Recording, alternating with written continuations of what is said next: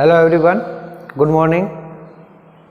इससे पहले हमने फर्स्ट चैप्टर के बारे में पढ़ा था जो रिसोर्सेज के ऊपर था कि रिसोर्सेज कैसे होते हैं, क्या क्या होता है रिसोर्सेज में, वो सारी बातें। अब अपन सेकंड चैप्टर पढ़ेंगे। सेकंड चैप्टर हमारा है land, soil, water, natural vegetation and wild life. इसका मतलब ये हुआ कि रिसोर्सेज में बहुत सारी चीज़ें होती है जो हमारे यूज़ में आती है। अपन मेन उन चीज़ों के लिए ही बात करेंगे जो अर्थ पे हमारे लिए बहुत ही ज़्यादा आवश्यक है। सबसे पहले अपन इंट्रोडक्शन पढ़ते हैं। Land, soil, water, natural vegetation and wild life are the main resources for all forms of life on the earth. मतलब land, soil, water, natural vegetation and wild life, ये अर्थ पे वो सारी चीज़ें जो है, ये चीज़ें जो मौजूद है वो हमारे लिए सबसे ज़्यादा आवश्यक चीज़ें होती है जिसको अपन मेन रिसोर्सेज में रखते हैं। ओके, सबसे फर्स्ट अपन बात करेंगे लैंड के बारे में। लैंड, ज़मीन हमारे लिए किस काम आती है? किसी भी टाइप की ज़मीन हो, एग्रीकल्चरल वर्क हो या दूसरी अदर ज़मीन, अदर लैंड, तो वो हमारे लिए कहीं ना कहीं यूजेबल होती है। अगर इसके बारे में, लैंड के बारे में अपन और ज़्यादा इंफॉर्मेशन लें तो एक्चुअल में पूरे अर्थ पर 30% पार्ट ऐसा है जो रहने योग्य है, यानी जहाँ पे इंसान निवास कर सकता है, और बाकी का बचा हुआ रेस्ट ऑफ पार्ट जो है वो हैबिटेंट में नहीं आता। या यूँ कहें कि अर्थ का 1/3 पार्ट जो है वो रहने योग्य है, जहाँ पे रहा जा सकता है और लोग रह सकते हैं, निवास कर सकते हैं, वर्क कर सकते हैं सारे, और बाकी का बचा हुआ पार्ट जो है वो रहने योग्य नहीं है। अब अपन इसके फैक्टर की बात करते हैं कि फैक्टर्स क्या क्या होते हैं।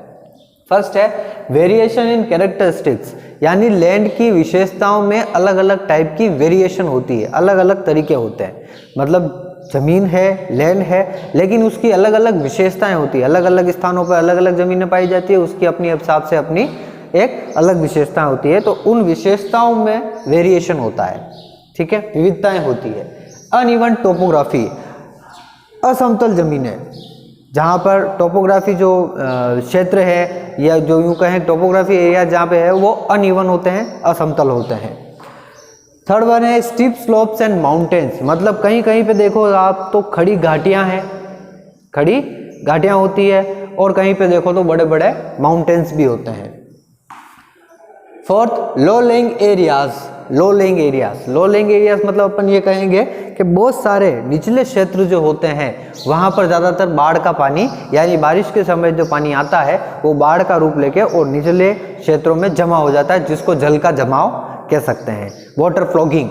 ओके, तो वाटर लॉगिंग पानी का जमाव हो जाता है, और बहुत सारे निचले क्षेत्र यानी जो पहाड़ों पे नहीं है और समतल एरियाज में जो शहर बने हुए हैं या स्टेट हैं, वो ज़्यादातर वहाँ पर बाढ़ आएगी, क्योंकि वो निचले क्षेत्र हैं और घाटियों से सब होता हुआ पानी उन बाढ़ का रूप ले लेता है, जिसकी वजह से वहाँ पर पानी का जमाव हो जाता है। फिफ्थ अपन पढ़ेंगे सैंडी एंड डेजर्ट एरियाज। कुछ एरियाज अर्थ पे ऐसे मौजूद है जो बहुत ही ज़्यादा रेतीले हैं या यूँ कहें कि डेजर्टेड हैं, जहाँ पर किसी भी प्रकार की कोई ऐसी वेजिटेशन नहीं हो सकती है जो हमारे लिए ज़्यादा यूज़ में आए। वेजिटेशन तो खैर होती है, जैसे खेजड़ी के पेड़, नागफनी या कैक्टस अपन कह सकते हैं, तो ये डेजर्टेड एरिया में ही होते हैं, लेकिन एक्चुअल में देखा जाए तो ये हमारे बहुत ही कम यूजेबल होता है। दूसरा, वाइल्ड लाइफ वहाँ पे होती ही है। ओके, फिफ्थ है हमारा फर्टाइल एंड थिकली फॉरेस्टेड। कुछ लैंड ऐसी होती है जो बहुत ही ज़्यादा फर्टिलिटी में होती है या यूँ कहे कि उपजाऊ होती है, जहाँ पे अच्छी खासी फसलें हो सकती है।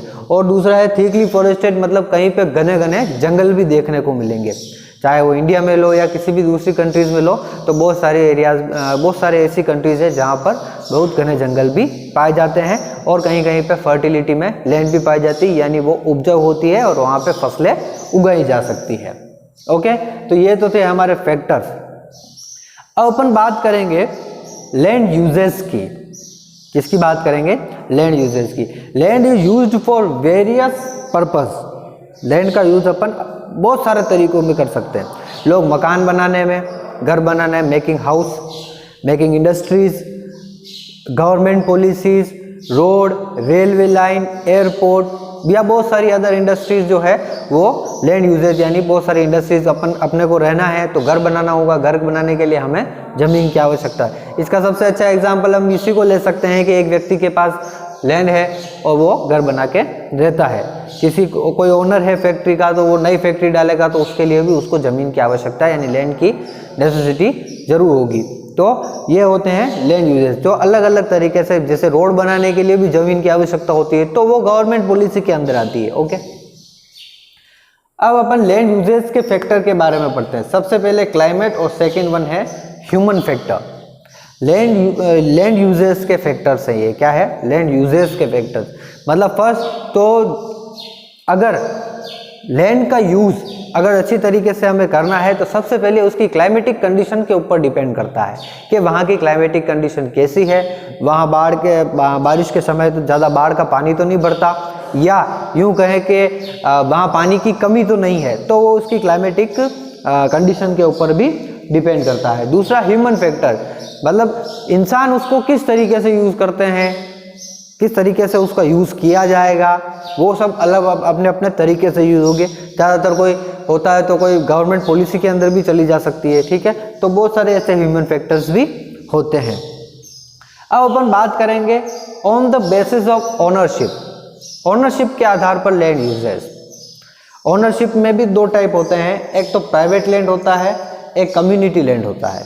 ओके, प्राइवेट लैंड की बात करें तो वो सारी ज़मीनें जो इंडिविजुअल किसी एक पर्सन के रूप में यूज़ की जाती है। जैसे कि एक व्यक्ति के पास कोई प्लॉट है तो वो उस पर अपना मकान बनाता है।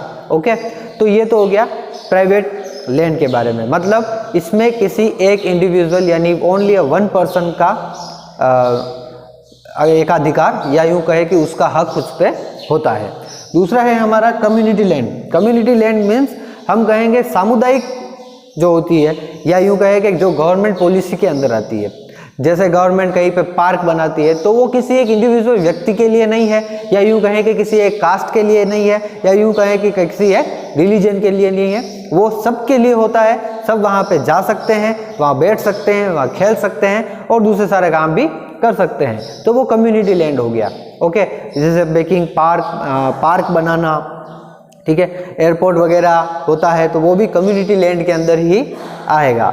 ओके, समझ में आया? तो ओनरशिप के आधार पर हम दो पार्ट में बांटते हैं, एक तो private land, second one is community land.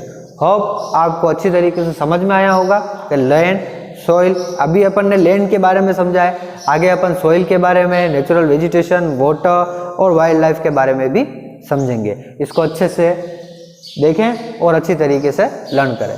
Okay, thank you very much.